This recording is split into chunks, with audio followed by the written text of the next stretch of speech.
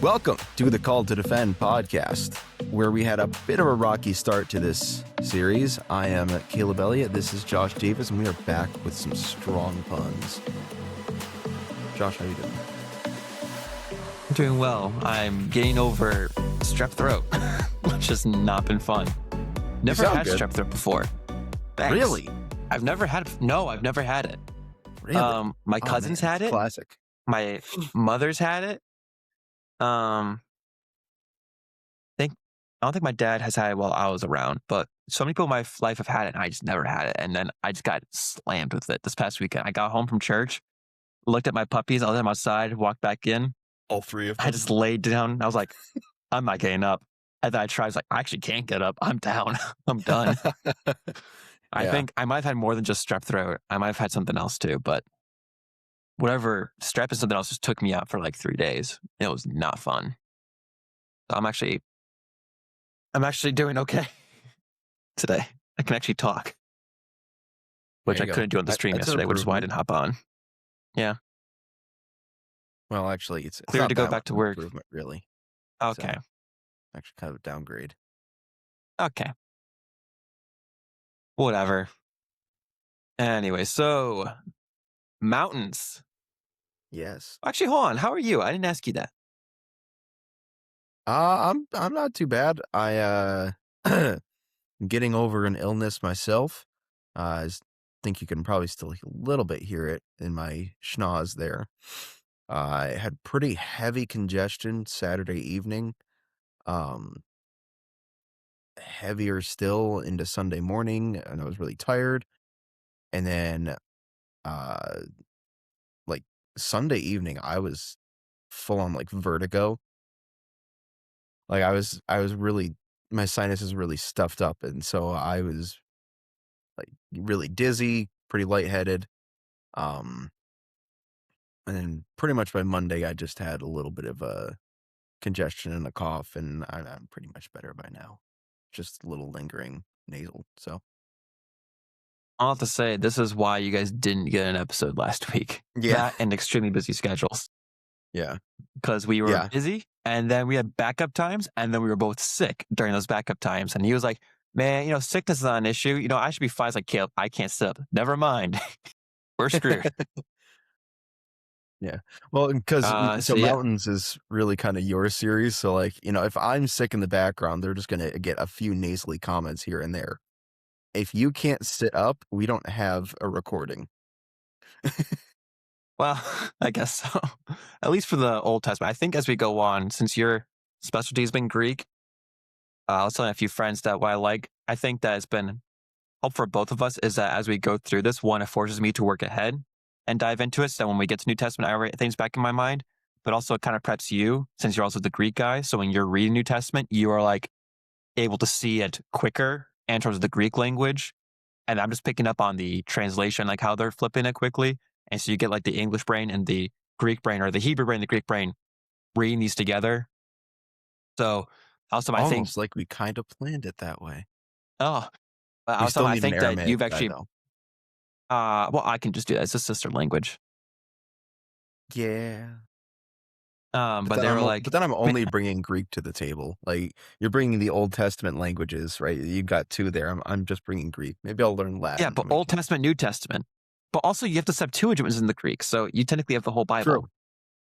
Yeah, get fricked. So you have the whole Bible. Sorry, you have half the Bible in the translation. There you go. And I have half the Bible in the translation, aka English. Until I learn English. Until I learn Greek. Shoot.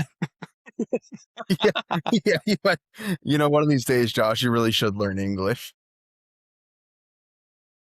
Anyways, but yeah, I was telling them, I think that one, I've appreciated because it gets me to see things quicker when I go into the New Testament. But I think also it's been appreciating for you, at least based on seeing how you've been handling, like when we did like the Chaos Waters, because when you had your turn to do notes, you were like unraveling things. Like I already found them, but because you could see the Greek clearer than I could, you were like, yeah, but see how the Greek does this?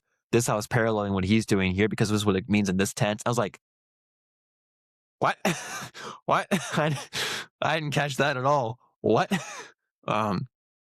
So yeah, Well, and I and think like you do the same thing though with Hebrew, right? Of like just consider yesterday, right, where you had that thing that I could not. I was reading it, and I was like, "There's no way I'm going to be able to pronounce that right." And it was this thing of like, yeah, because the Hebrew context makes this, this, and this clear, and I was like, "Sure, yep, okay." I have no idea, but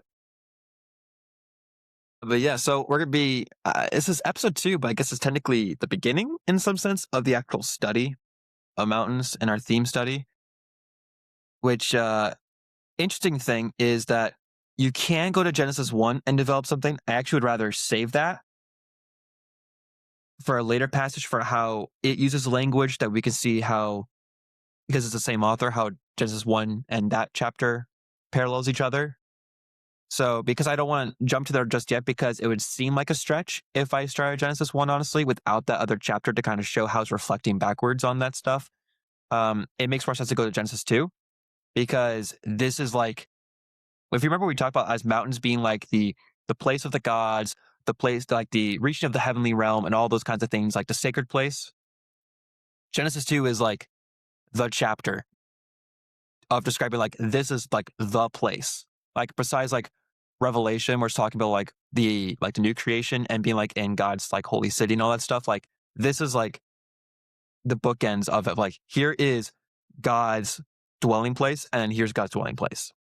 Humans started here, humans will return here. And they're like this nice little bookend of it. And so it yeah, just kind of makes sense to go with the actual like depiction of the mountain rather than just going over what could be a mountain and not really explain how until much, much later. So yeah, we're going to go to Genesis 2, which will be fun. And I have a lot of notes. I'm so sorry. I'm not going to read them all, I promise. I'm not surprised. I I will, would like to go to bed at a semi-reasonable time. I'm not going to read all 7 pages of notes. Good grief.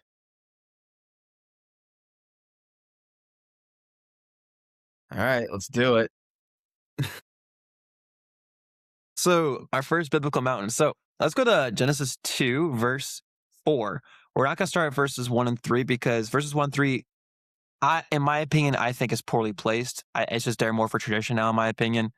1 and 3 is day 7. That is supposed to be the completion of the Genesis 1 narrative and the I breaking thought you off. meant I thought you No, I we don't were mean the about to actual verses themselves. I was I'm gonna not committing say we heresy. were about to pause the recording and have a very long No, conversation. I was not committing heresy. My point was that I think is unfortunately put the chapter marker there because Okay. All right. it's I get you. it's it's kind of when we were talking about the Sermon on the Mount. Like, there's a bunch of like interjectors that make it feel like it's so choppy, and you don't see the flow. I mean, that's all the Bible in general, but like that's like smack at the tail end of the narrative of the creation narrative, and Yeah. just cuts off the end. Like, oh, yeah, here's chapter 2. Why? You have another subheading at verse 4. Why did you just put it at first? Why should verse 4, verse 1? We almost had a very long conversation, my No, we friend. were not. I'm not committing heresy. I'm not going that direction. So yeah, let's go to verse 4. So I'll read the ESV for now, but I do make a translation change in my personal notes, just to kind of show the point of the interestingness of there's of one of the words there. So let's just start with the first verse.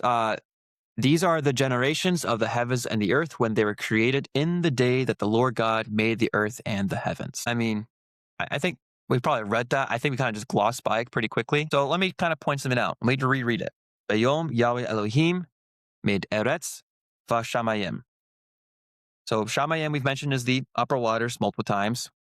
Eretz is the land. So I think those are just familiar words. I gotta throw this out there. Yahweh's God. I'm sorry, Yahweh is the Lord's name, God, Elohim. But there's a new word there. This is the birthings of the sky and the land when they were created, when Yahweh, God, made the land and the skies. I think that's really interesting that, because the reason I used that form is that the Toledot and every verse is used in Genesis is one used to begin a new section of the narrative, which is typically used to tie to descendants of a person. Like in every other case in Genesis is tied to a genealogy, except for this part here. This is the one spot it is used not in a genealogy within the Hebrew.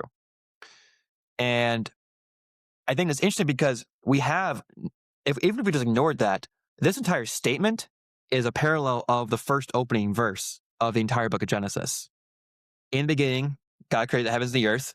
This is the beginning of the sky and the land when they're created, when God made the land and the sky.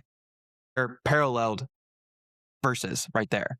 Yeah, I'm curious, Josh, for the words there that you have for, um, right. So when it says, in verse 4, when they were made, in the day the Lord made the heaven and the earth. Is that the same word in Hebrew for made? Uh, these are the birthings of the sky and the land at their creating on the day of making of Yahweh God of the earth and the skies. Okay, so then creating and making, that's two different words? Yes, they are. Okay, interesting. Because it is in the Greek too. Yes. But the Greek, so it uses egeneto and epoise. Those two words generally mean similar things, which is making or doing, right? So, but they're not really interchangeable. I'd have to look more into how they're used specifically in the Septuagint, but in the New Testament,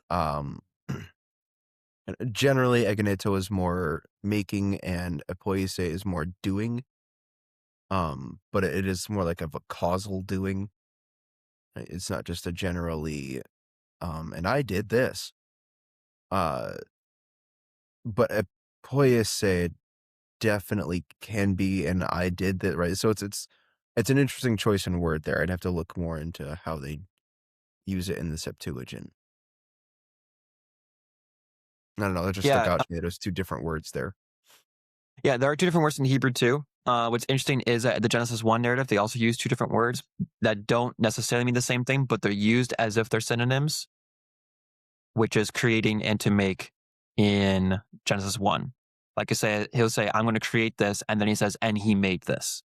And Yeah. but So they also like play into that whole, they're not quite the exact same, but they're being used interchangeably in the same time. yeah. So I guess then perhaps how I'm looking at it, right? Because you have egeneto, which is um this idea of, right, as I said, like making. Perhaps the former word is more so the act of, and the latter word is the completion of. Right. So um you have in the Greek, this is the sorry, as I said to Josh before we started recording, the book, this book, uh, because that's actually how the Greek works there. It's, if you were to translate it literally, it would be this book. But this is the book is how we would Romanize it, I suppose. Uh, that's not the right word I'm looking for. Whatever. This is the book of the beginning of the heavens and the earth. And then it's, oh my goodness. So there's actually, I feel like, words missing here from the Septuagint, because you have this making, right, or this make, um, which wouldn't really make sense. So we would probably more accurately translate like when they are made, right, or when they are being made, or whatever. So there might be how they use it for the Greek. I will say for the Hebrew, if you go back to like, for instance, day 6, they do an inversion of the example I gave you. Like I said, sometimes they create it and then make. In day 6, when it refers to man, he says, let us make man, and this is God created man. So they also kind of reverse it. Maybe in the Greek they do that. I'd have to look into the Septuagint grammar choices that they're making Yeah, I have with no you. idea. But regarding the Hebrew one, they don't necessarily play into it that way. But that might be a Greek thing to do, based on whatever rules they're probably following, or lack of, maybe, too, depending on the time period they're working at. But I think ultimately my point is that it's interesting is that in this opening verse, you get like a statement of creation. Is like which to me as the reader I kind of glossed over. But when you know after studying Genesis 1 for a long time and then doing all these projects we've been doing, starting at Genesis 1, you get to Genesis 2, and you're like, wait, we end with the whole things are created, things are good. And now we're starting this whole statement over again, almost like it's paralleling backwards. So the question is, are we restating it? Are we starting something new? We look at the rule for Toledot is that it's pretty much always as a looking forward thing. So it's like, here's a new section, we're moving forward. So it's kind of like a saying, hey, day 7, done. Here's your real chapter heading right here. This is the new section. We're starting a new narrative. This is the generation that everything began. It's kind of like, wait, we just got this narrative. But what's interesting about this narrative is it's very different and yet very similar to the first narrative.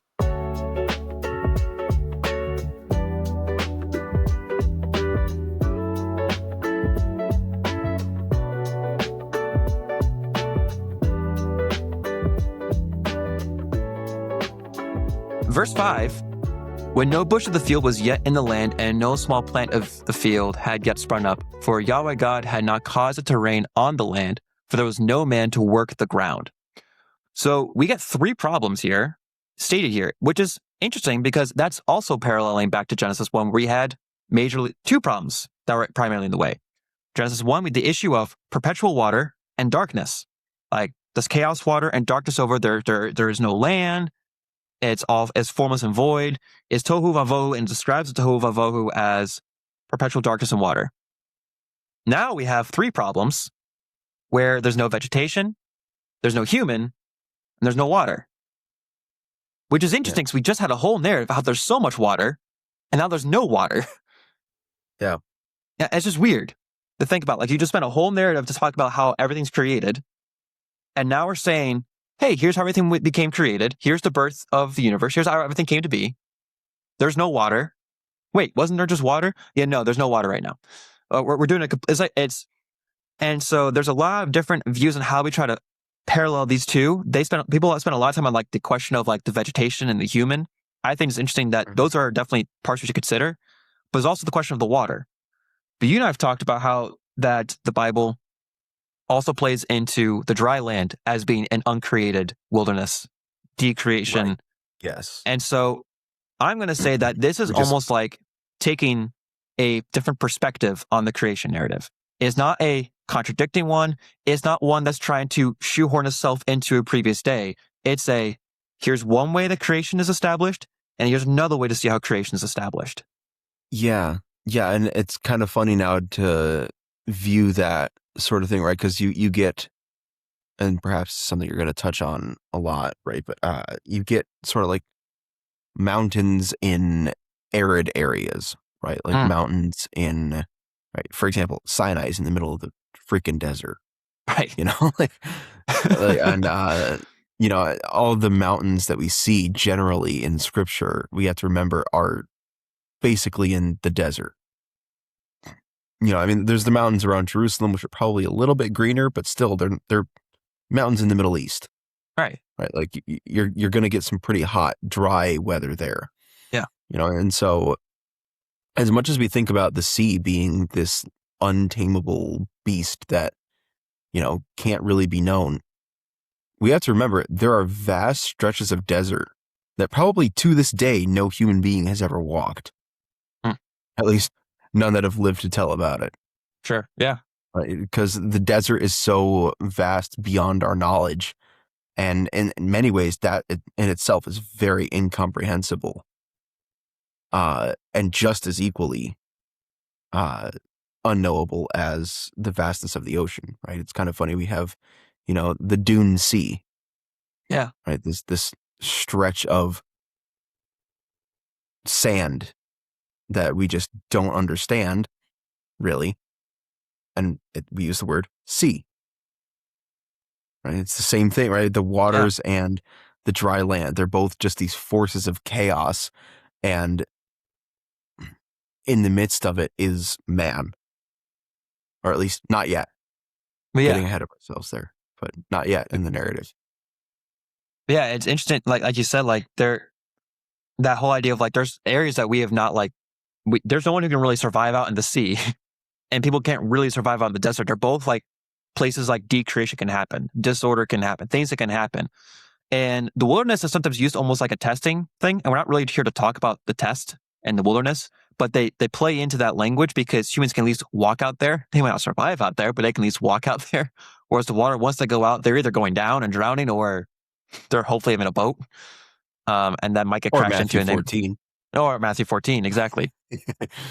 But I remember like growing up, like, how do I try to understand the parallels between the two? And one that kind of was helpful was like, okay, Genesis 1 kind of like provides like, here's the ideal of creation. Everything's in order but like, and everything's set aside to where it's supposed to be. Man is ruling.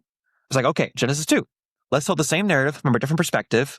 We're going to go through things quickly because we're going to see here is we're also going to see how here's what things are supposed to be, and here are they've quickly gone to what they're not, or what they're not anymore. And we've gotten to a place of like disorder living in the human lives rather than it just being a thing out there that we're called to go conquer is now a thing that's present within us. And this idea is like these are two narratives with two different scopes looking on the same kind of event. Kind of lets you let the text breathe and see, interesting, because you can start to see a lot of the Genesis 1 parallels already. Again, we have the opening statement, which is similar to the opening statement of Genesis 1:1. You have the issue of there is too much water and now there's no water, or in this case, there's too much dry land and there's no water. Both of which humans need both for survival. They need water for hydration and they need dry land, to live on. Humans also need vegetation. Well, that was also an issue that was not present within the other one because there's too much water. In this case, there's no water, so therefore vegetation can't live, so humans can't have that. Which ultimately means there's no human. There's no life. There is no human. Both issues state that there's no human because these two things take place. And it's interesting that it's the extremes, right? Yes. There is far too much water and there is no water, right? That there isn't, right, in that balance, right? That perfect moderation, I guess you would say, right? To pull in a little bit of Aristotle. In all things, moderation is a virtue, which isn't inherently true, but I digress. There is this moderation, right? Like, that's where man is to dwell, right? And in that sense, it's very much indicative of, it's Ecclesiastes, I want to say 8. Not exactly sure the chapter. I could be way off on that. I know it's in Ecclesiastes. But where Solomon says, don't be overly wicked and also don't be overly righteous. Right? Don't stray to the extremes. Because the overly wicked, obviously, you're in wickedness, right? I'd compare that to the sea, right? You're just in full chaos at that point. You are just in full degeneracy and just fleeing from everything that God has before you. But also don't be overly righteous, because then you will end up in a very similar situation, right? You'll end up devoid of water. Yeah. Right? Water, yes, is this chaotic, unknowable thing, but at the same time, it's still essential for life. Yeah. Right? Just because you were talking about now, right? You need water. You need this life-bringing element, which can destroy you, right?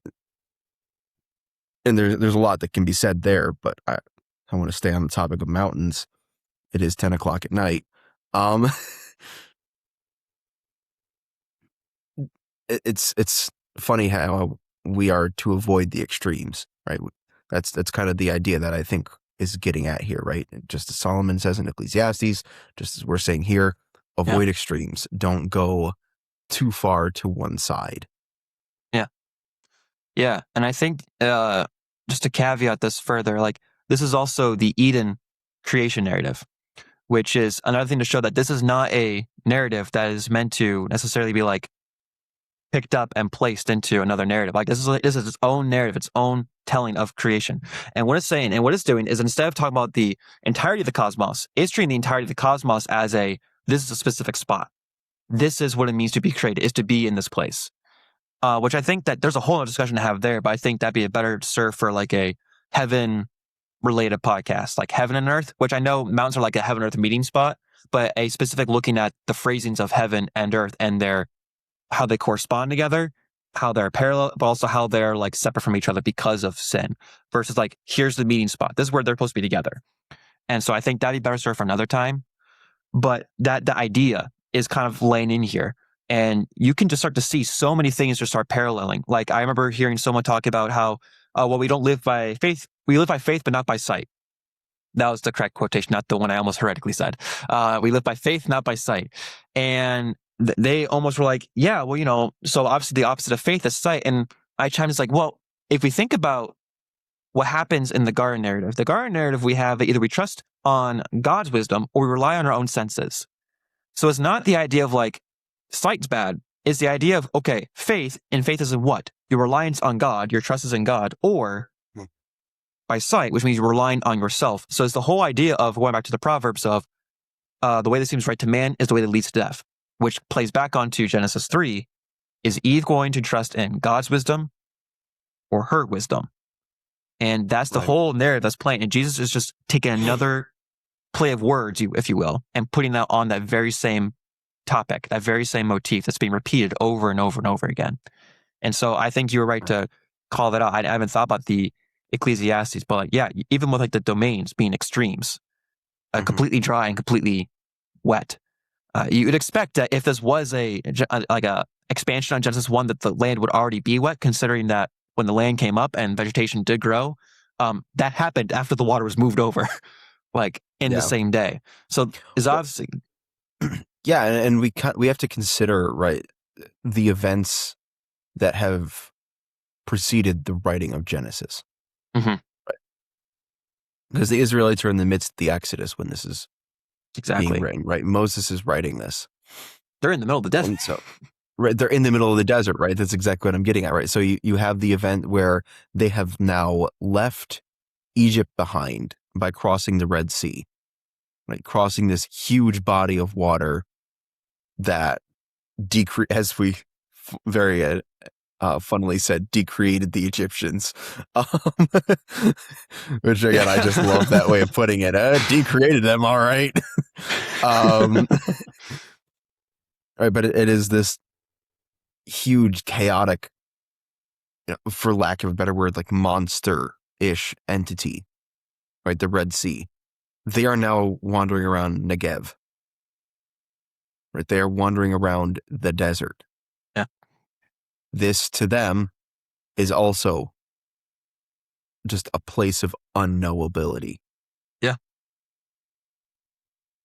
It's a place where they could completely be decreated, if you will. And many of them are because of their lack of faithfulness in God and their disobedience. In fact, there's an entire generation forbidden from going to Canaan because of their disobedience, and they're left in the wilderness. And then there's their descendants who continue on. But yeah, that's just kind of how it plays into these different narratives and how they all kind of play together. And the background, like you said, with them being in Egypt, like you have with Genesis 1, where it kind of like engaged in discussion on one hand, on multiple fronts, actually. You have it competing with the Egyptian narrative where God is born out of the waters.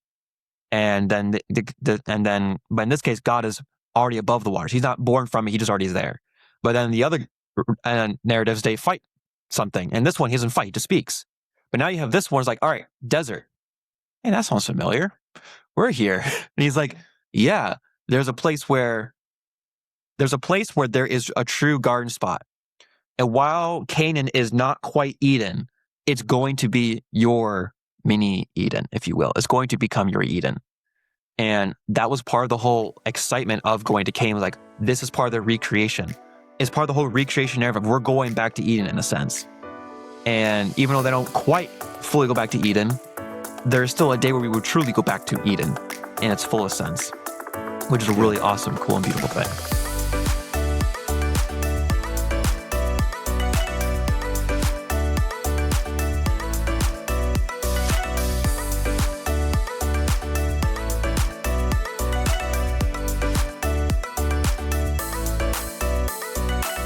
Okay, so verse 6, and a mist or a stream was going up from the land and was watering the whole face of the ground.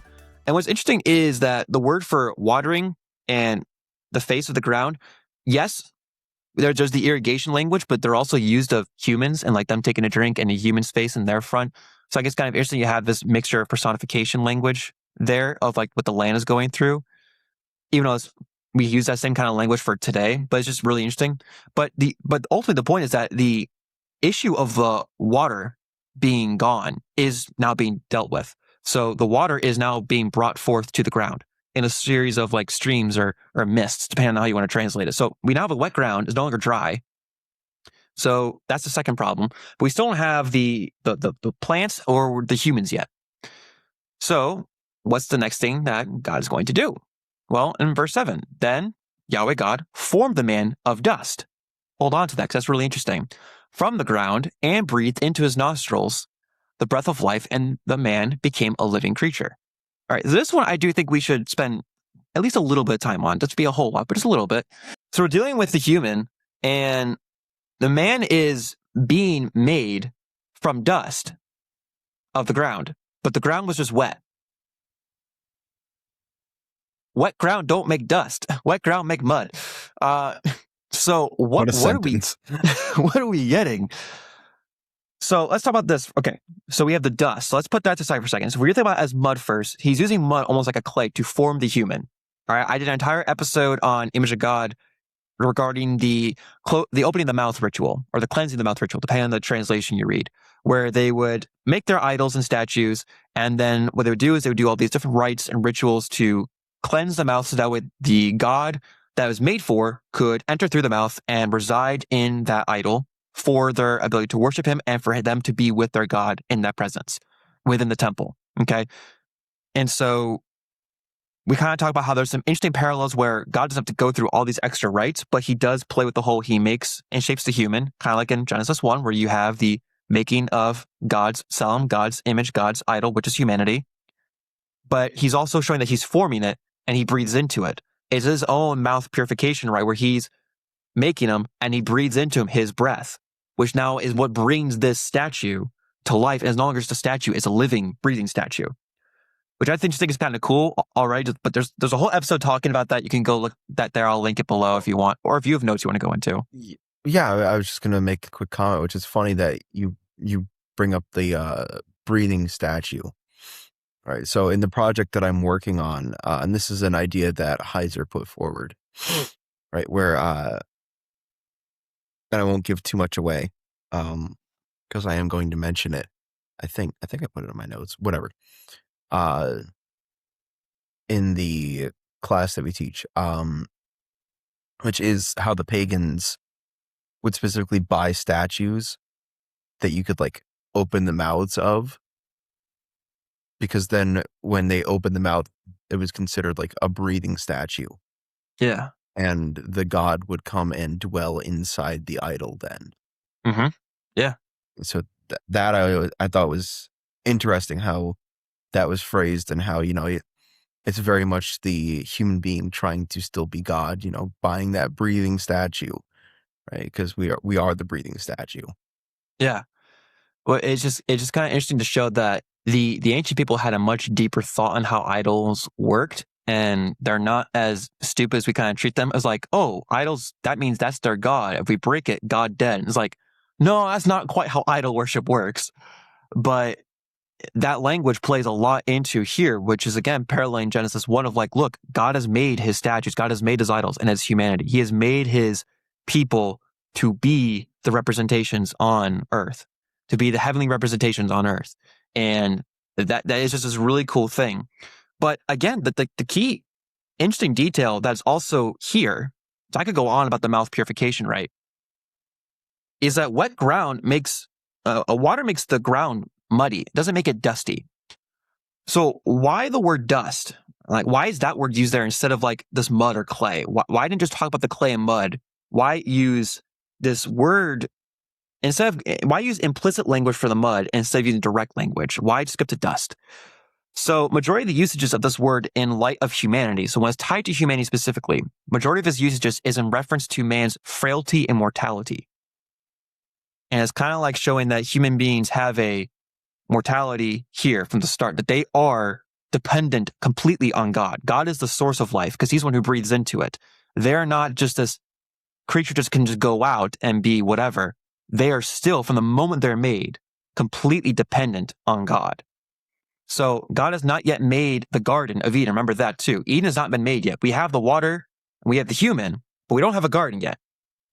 Man is out in the dry land, or in this case, the muddy land, if you will.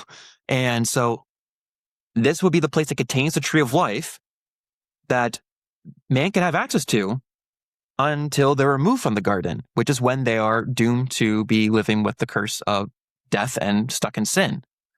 So he's making a man in the field, and they would place him in the garden east of him, or in Eden, putting him into this sacred heavenly place with a connection to potential or eternal life, if you will, like this potentiality for access to eternal life.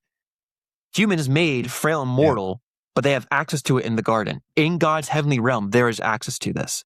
Remember, this is all playing into the mountain idea of the mountain being the place where heavenly and earthly meet, which means outside of that mountain, outside of that garden spot, if you will, or that mountain spot, is frailty, is mortality, which is where man is made. They're made from dust. They're made from the clay. They are made here, and that's how dust is used in reference to humanity. It's used as they're frail and mortal. They're completely independent on who God is and his power and his ability to provide that life. Right. And let's consider, so you mentioned garden, mountain, and frailty there.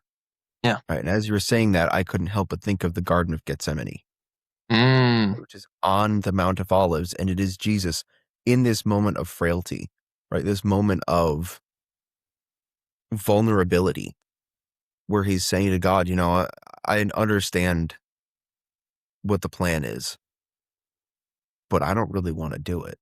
Yeah.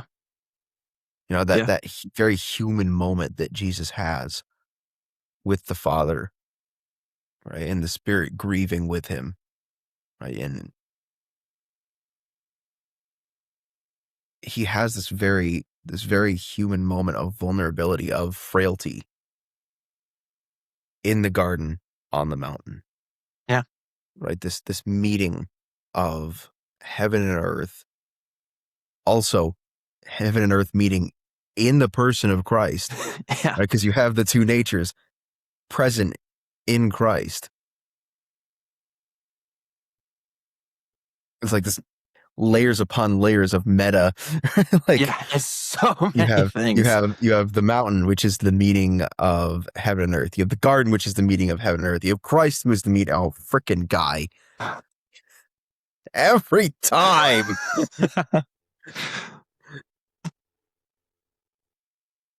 Which you have like all these layers of like meta upon meta upon meta, right? Because you have the garden, which is the meeting of heaven and earth, and the mountain, which is the meeting of heaven and earth, and Christ, who is heaven and earth, right? In one person, you have, and then you have this mention here of dust, right? This vulnerability, this frailty, right? That, Christ is approaching what human beings will be, right? In the Genesis 2 narrative, right? Where it's saying dust, you have, the reason that dust is so fleeting is because you will die. Yeah. And that's what Christ is facing down, right? He's facing down. He knows he is going to die. He's about to enter, as we talk about in the chaos, like he's about to enter into a decreation of himself. Like he's going to be entering into death. His human body is about to go into dust. He's going outside the garden. He's going outside into the wilderness, into the Tehom, to bring back people into the garden, which is so beautiful and so cool to think about. Oh, yeah. But yeah, I love how you tied that together with Mount of Olives and Gethsemane. It's wild to just see like how all these just encapsulate into the person of Jesus. Like almost all these narratives just tie all the way to him. And we only know two Almost narratives, like it was but they all pointing go to him all along. Oh, that's crazy.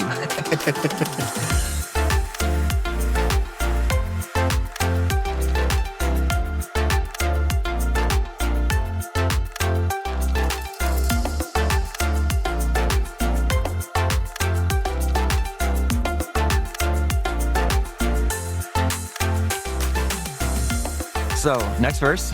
And Yahweh God planted a garden in Eden in the east, and there he put the man who he had formed. And Yahweh God caused to grow from the ground every tree that was pleasing to the sight and good for food. Okay, so now we have the garden. We have Eden, which means pleasure, delight, and paradise. Okay, so I think it's interesting. So let's use that other word there. So God plants paradise, and he puts human in paradise. Puts the frail human inside paradise. Okay, and now we've created all these plants. Next verse. Now a river flowed out from paradise that watered the garden, and from there it diverged and became 4 branches. The name of the first is the Pishon. It went around all the land of Havilah, where there is gold. The gold of the land is good. Bdellium and onyx stones are there. And the name of the second is Gihon. It around all the land of Cush. And the name of the third is Tigris. It flows east of Assyria and the 4 rivers in Euphrates. Another verse that gets really overlooked. I'm just going to quickly show the fun geographical tie here. So, one river in Eden breaks off into 4. Havilah, if we look at geographically with where they are in the biblical map world, Havilah is on the way to Egypt. Okay, so there's one. The second goes all the way around Cush. Tigris goes east of Assyria, and Euphrates there does not give a direction because it goes through Babylon. So you get descriptions of the 3, and the other one is kind of like saying, oh yeah, there's this one. But it goes through Babylon, which is like the enemy of Israel. But here's the interesting thing. The rivers are going 4 directions, are covering for them, from my understanding, the whole world as far as they understand it. It is in their way of saying like Eden is the source of the life of the rest of the world. Like it bleeds life out into everything else. It's like almost like Adam and Eve. I know. It's weird how God's heavenly spot is supposed to be the home point, the beacon point that bleeds off into everything else, or to just kind of goes into everywhere else to show that there's life. The rivers of the world extend from this one river in Eden, of which rivers tend to flow also downward. Remember, rivers go downward. So we already have an implicit of, wait a minute, Eden's the source, waters are going, this is paradise, and the waters they travel downward. This must be a mountain. This must be a very high place. Because in order to water all these nations, it has to be very high up to reach all these other places that are around them. There's a strong implicit language that's being used to show that Eden is in fact a mountain. Now, we can go on about people like maybe saying maybe not, maybe yes, but I'll use at least one verse. I have another one, but Caleb's exhausted, so I'll only go over one. Ezekiel 28, 13 through 14 reads, you were in Eden. It says, Yahweh's message through Ezekiel to one of the kings, comparing him to the rebel of Genesis 3. So you were in Eden, the garden of God. So there's the key. So this rebel is in the garden of God. And every precious stone was your adornment. And if we keep reading, he describes all these adornments that are on him, and that he's the goals of craftsmanship of your settings and your mountings and you, and on the day when you're created. He keeps talking about like how beautiful he was. You were an anointed guardian cherub, and I placed you on God's holy mountain. So it just connected the holy mountain with the garden, saying God's holy mountain and God's garden, they're one the same thing. And then we get in like another verse, in the abundance of your trade, you were filled with violence in your midst, and you sinned, so I cast you as a profane thing from the mountain of God. Well, where is the rebel cast from in Genesis 3? He's cast from the garden. So the garden and the mountain are linked together as being one the same thing. And Joel chapter 2 does a very similar thing where it links Zion with the garden and the mountain. And it's talking about the mountain of Zion with the garden and how they are supposed to be like Zion's becoming the new Garden of Eden in some essence. And so Eden is being shown here geographically as being one, the source of life for the rest of the world, as part of the whole creation of the rest of the world, because now life is having a beginning point and is pouring out everywhere else. And is also, because of the way rivers work, is going downhill into everywhere else. It is like supposed to be the high mountain. Undefeated. It's supposed to be the highest mountain. It is the high point. So this is like the place to be. This is the highest point you can truly be to be with the gods. And this is where God takes the frail mortal human and puts him into this place. And so this is the place, and God has placed him in there. But what's interesting is that after we get this geographical description, is that it then again states that Yahweh God took the man and set him in the garden. So he was put in the garden. Hey, this is the mountain. This is the source of life. By the way, God put him in the garden. So we're like bookending it, like saying, yeah, the source of life, man's here. If you didn't get it, man's here. And so we already noted this, but the narrative seems to be using this to return back to the human project, that it is not just meant to be like the source of life geographically, it's meant to be the source of life for humanity. This is where humanity is supposed to be, and humanity is supposed to be branching out from. Humanity is supposed to be branching out from Eden to fill the rest of the earth. the Eden ideal, the Eden message, the Eden purpose of subduing and ruling everything that God has bestowed upon them.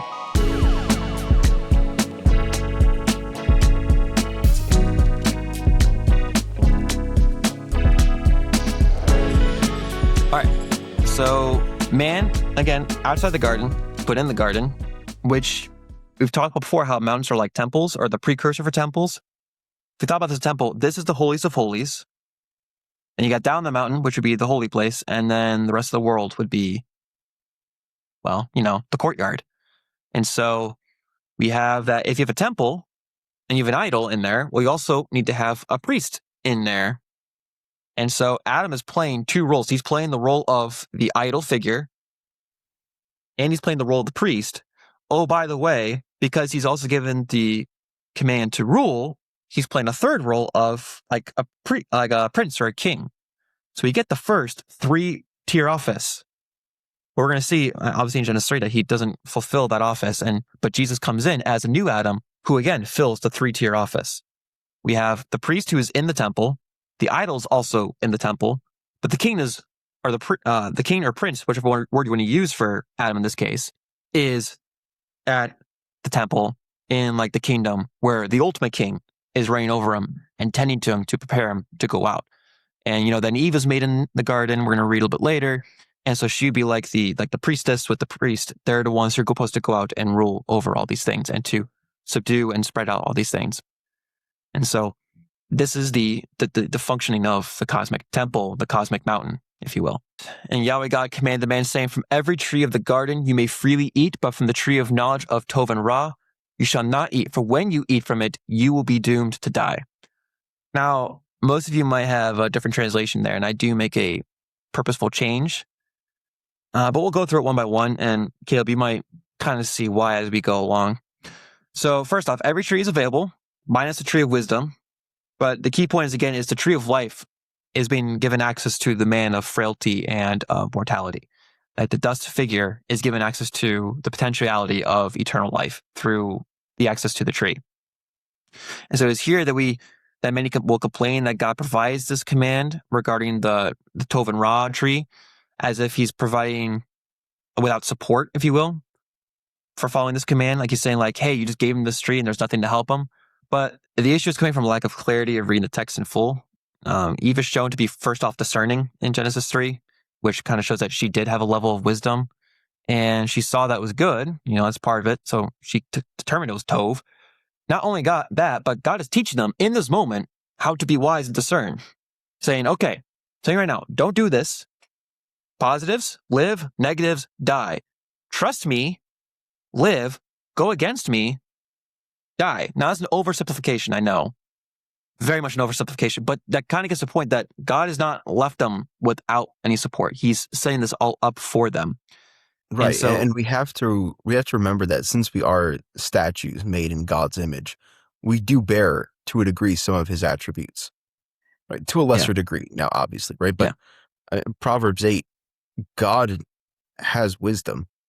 Yeah. Right. Like, and given that we are made in the image of a perfectly good God, we have to understand that Adam and Eve knew right and wrong. They knew good from bad. Right? This is not something that, like, as you said, that he's just plopping them down and they have no idea really what that means. They understand what that means. That's not what's at play here, but I won't step on your toes. No, I think that's good because, as you're saying, some of the things that we share with them is the product of being in his image. They're not the thing that makes the image, but they're the product of being the image. It is the ends, if you will, but they're not, it is the, I don't know if I'm going to say the ends to mean. Because we're image, we have these roles, we have these abilities, these things are given to us, some that are similar to other creatures and some that are distinct from other creatures, or some that are more advanced than other creatures. But the thing here is that God has provided this entire garden as flourishing with life. There's only one thing that they're prohibited to have, and that's the thing that will remove them from the garden. But this plays into the whole how they get removed from the garden whenever you get to Genesis 3, which we're not going to do today. But don't worry, we're not going to do that. So God is teaching them wisdom in the moment of this initial command that he's giving to Adam. And so in warning of Adam of the danger of eating this fruit and going away apart from God and trusting his own senses, it would lead to a separation from life, which would be death, because he's trusting in himself and his senses apart from God, who has his full knowledge and understanding and senses. So his command is not that they would never eat of it, but they were not to eat of it now, and to trust that relying on God for wisdom and life is what will bring fruition. So whether it be God allows them to eat eventually, or that God is going to provide them the wisdom slowly over time, kind of like a father teaching his child, especially as, they're brand new creations. We don't know like what that really means, but there's a layer of like, they just got here. There's, and God has decided to be a relational being. Well, relational beings engage in shaping each other. And in this case of God as a father, he's growing them as his children. Like he's teaching into them like they're his children. Times with the tree of life, it would be better to see that the tree extends life rather than being an instant granted immortality, as is not prohibited from them. And we have no reason to say that they did or did not eat from the tree. At least that's my opinion. I don't know if we can just jump to say, well, they didn't eat of it. They had full availability to it. And we don't know how long it was between 2 and 3. Doesn't say. So it'd be probably better to say that it has potential to increase their life, which would be their way of getting eternal life. So all we know is that after rebelling, they were removed from the tree, so they would not have access to it due to their sin, or with their sin, if you will. And so this is in conjunction with the warning of the tree, to the point of them being doomed to die, because they would have to be removed from the presence of the tree of life, and therefore not having access to something that could extend their life and go back to a purely a state of mortality, if you will, or like in just eternal sense. So before being removed, they have access to the tree of life, but then the tree of knowledge, or the tree of wisdom, if you will, if they take of it, they will lose access to it because they'll be removed from it. And it would be almost better to understand this description here, as many will say, you will surely die, as you'll be doomed to die. As many have argued that the grammar there and the way it's used, especially in like passages, I think it's like in Jeremiah and other places, it's used of like, this is a consequence that is going to happen, like you're doomed to face this. And so you're doomed to die, like you're going to be on this trajectory of death. You're going to be separated from life itself because you have gone this other way apart from it. You've gone into the way of disorder. You've gone to the way of decreation, the way of lacking of God's presence. You want to be outside the garden rather than be inside the garden. And so I think that's all kind of important, because we have within the garden spot is there's still a test for, if you will, I don't know, maybe not test, but test at the same time, for the humans there to respond to God, which we said that on mountains, there are moments for humans to respond to God in this testing spot. So this is all like the huge big step for every other mountain scene, where it's the presence of God, it's the place of life, it's the temple, it is a place of testing, the fullness of God, like this idea of like almost like being in the fullness of God, if you will, like for them is there, this idea of being in his presence fully there. Because it's not like it's just in a temple or the tabernacle or in the Ark of the Covenant. It's like you see him there, or his manifestation, if we will. And this is the spot where, if we just kept on reading, we see how there's the helper who is made, that is Eve, and you have the animals that are there. This is the fully flourishing life spot that no other mountain has. There is no other mountain that has the fully life flourishing like this truly has, and has access to the potentiality of, if you will, eternal life, and until sin enters the picture.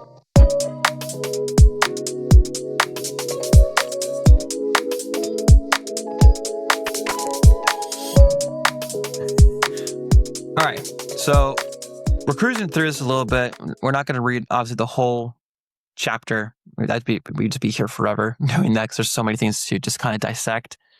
And so I kind of want to just get to the next point of where we get God making the woman, all right? Because the big point is less about the animals that are there, because that's kind of like playing to the whole, like the full flourishing and everything, but kind of seeing human role in this, right? And Yahweh God caused a deep sleep to fall upon the man. While he slept, he took one of his ribs and closed up the flesh where it had been. So just a couple quick interesting things here within the Hebrew, I think, because this is also going to play into the mountain narrative. There's so many things just play into it. So we have the word tardama, which is the word that is referred to as the deep sleep. It is used 7 times, often as deep sleep in many cases. So we have like Genesis 15, First Samuel 26, Job 4, Job 33. Like we have a bunch of instances.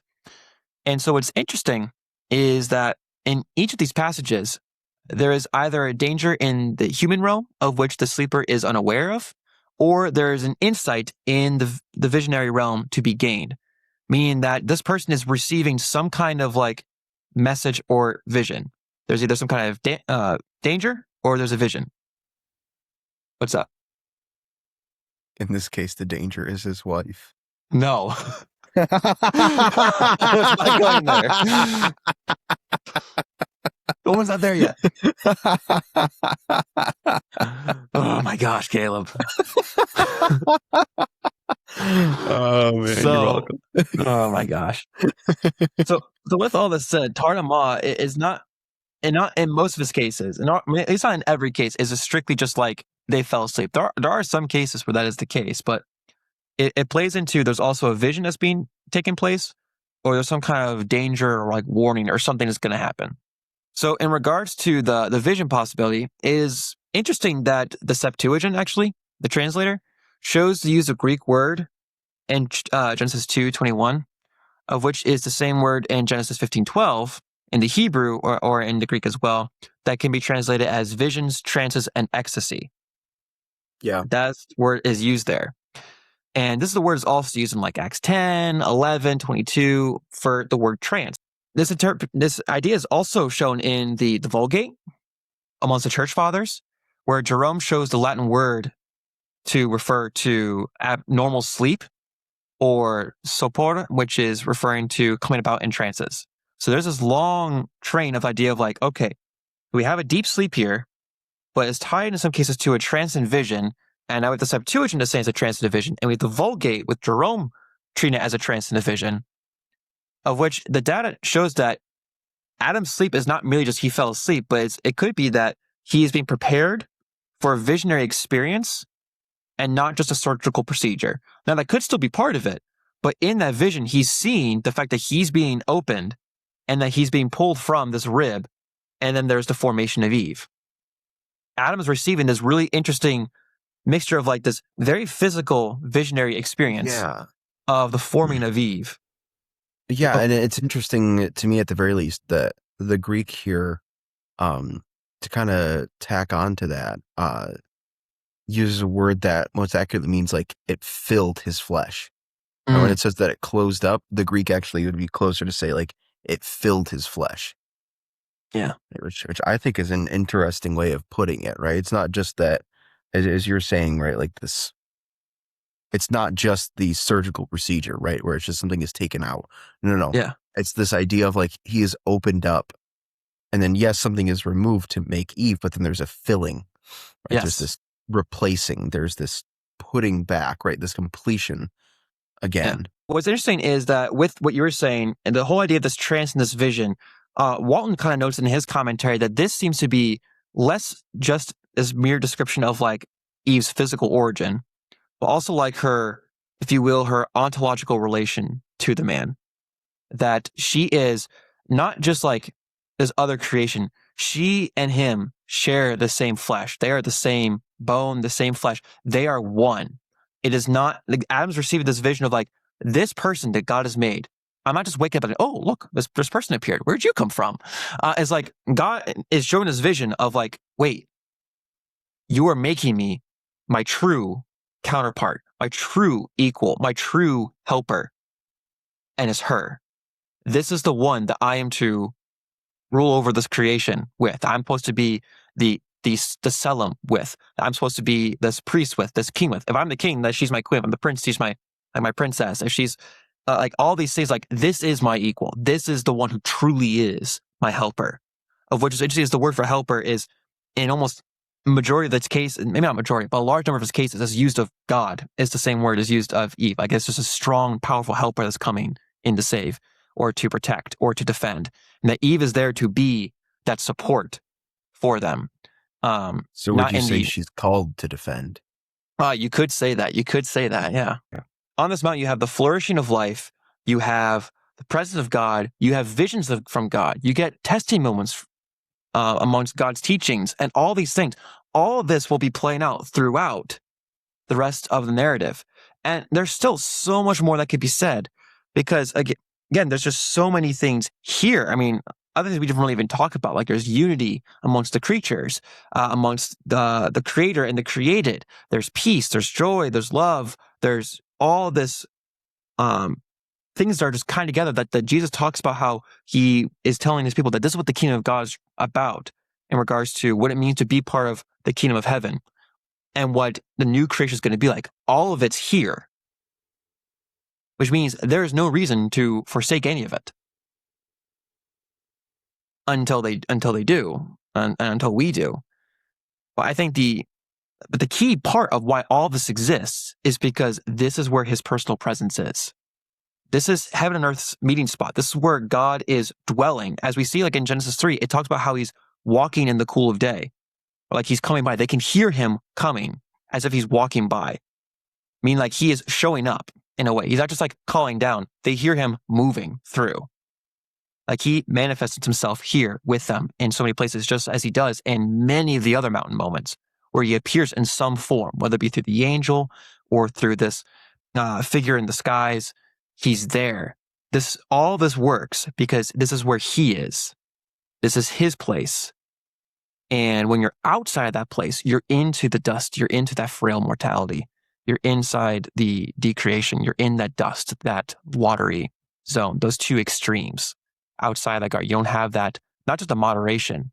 You have that one peak spot in the middle of the moderation, like that perfect spot where like you can be like, yeah, you could use a little more water. Yeah, you could use a little more dry land. This is it. Nothing's better than this. And that's the first mountain. That is the opening mountain. Well said. So we hope that you have enjoyed this session of mountains. Josh definitely cooked. I turned on the microwave basically for my contribution. But either way, we do hope that you enjoyed. We hope that this is a series that you are finding interesting thus far. And that you are just at least learning things about scripture that you didn't know before. We hope to continue this series as the Lord wills it. I don't necessarily know exactly what we're looking at next time because Josh is a sneaky little boy, but I can tell you. We're going to Noah's Ark resting on the mountain. I thought so. I thought we were going to hit Ararat, but yeah, we're going to go there. Wasn't totally sure. We'll go there a little bit, and we'll go to either Genesis 11 or we'll go to Abraham's testing. I haven't decided officially yet. Cool. Well, speaking of Noah's Ark resting on the mountains, you can go ahead and rest on our like and subscribe button. It's free, doesn't cost you anything. That's what free means. Good job, Caleb. It is free, and it really helps us out a ton. It lets us know that you are engaging with this content, and hopefully we will have cemented 200 subscribers by the time that this comes out, although that is very much still up in the air. With all that said, guys, we thank you so much for watching, and Lord willing, we will see you next time. Peace.